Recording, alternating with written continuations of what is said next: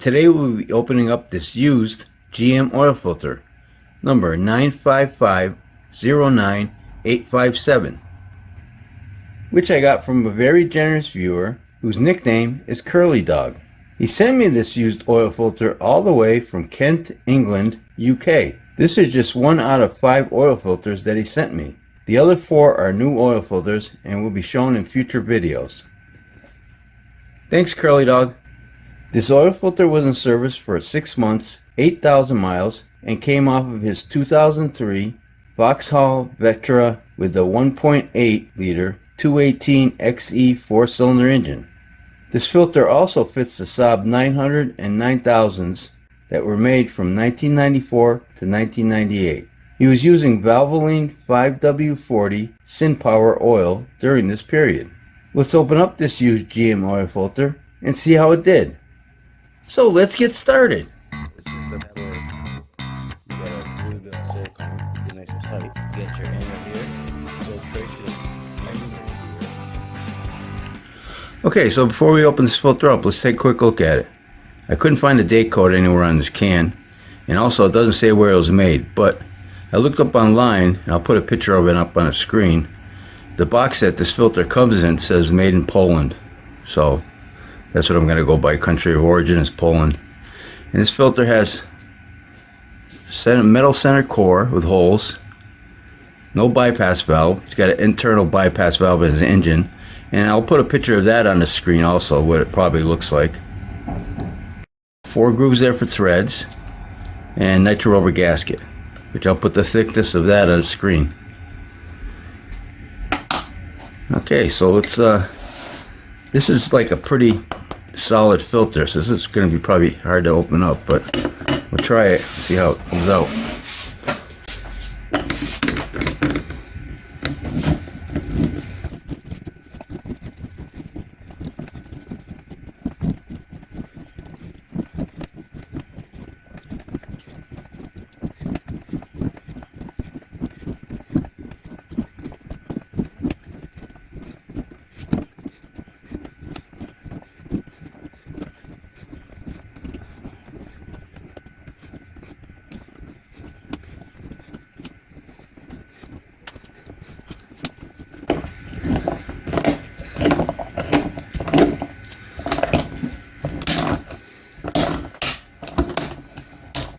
Wow, that's a thick filter.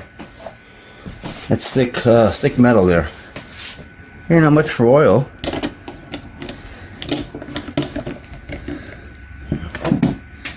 That was hard to cut. See, it comes out. Yeah, there it goes. No spring on the bottom or anything. Just got the end cap. Nothing up here. No drain back valve. Looks like they got a piece of rubber right here. Huh.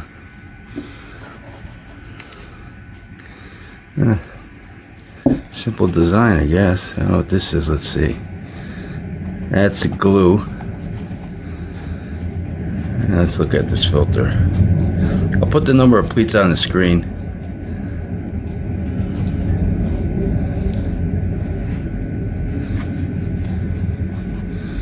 It looks like it caught some stuff here. I don't see no tears or anything. Big pleats.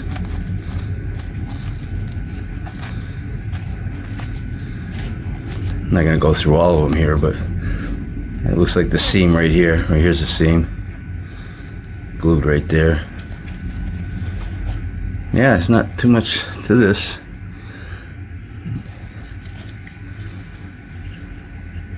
Just excess glue, just that one little spot right there in the can. Yeah, it looks like a little bit of my finger in there. Yeah, not bad though.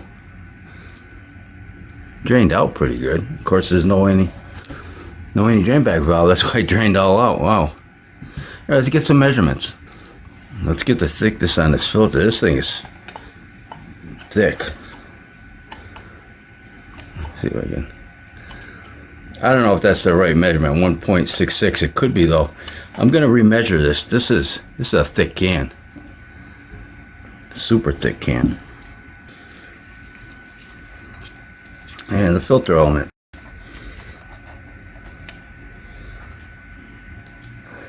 2.60 inches wide.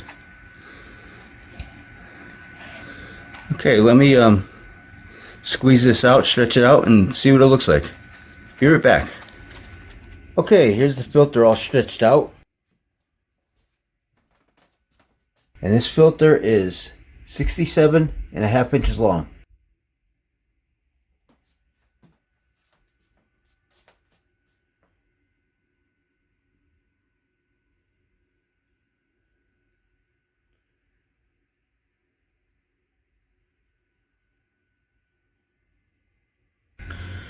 Okay, let's get the thickness on its filter media. 0.76 millimeters thick. This is the filtering side, back side.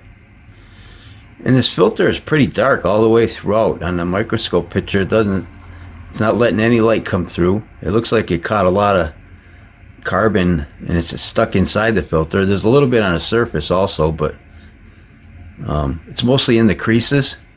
Let's take a look at that microscope picture.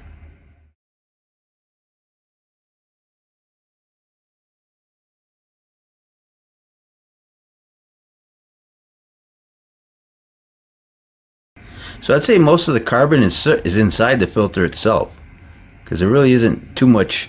There is some, but you'll see some right here. Oh, and this is a seam right here. It's a glued seam, and it's holding together. I just thought I'd show you that. And that looks like a little speck of metal there. Test that out later. But you can see, like in the creases, that there's carbon.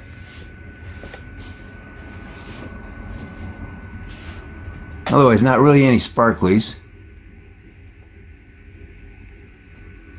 And I want to show you a spot over here that's quite a bit of carbon right in this area. Let me get it with this hand. You can see quite a bit there and here.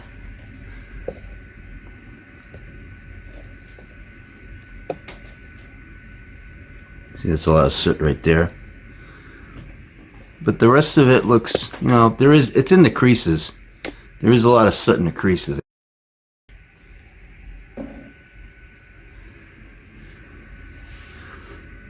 And it's also in the filter media itself. Okay, let's take a look at the rest of the filter. Okay, so the gasket looks like it held up good. This is the flat spot here that goes against the block. You see that? It's like a little rim there almost. Base plate, I mean, I think you could put a couple more holes in there, inlet holes.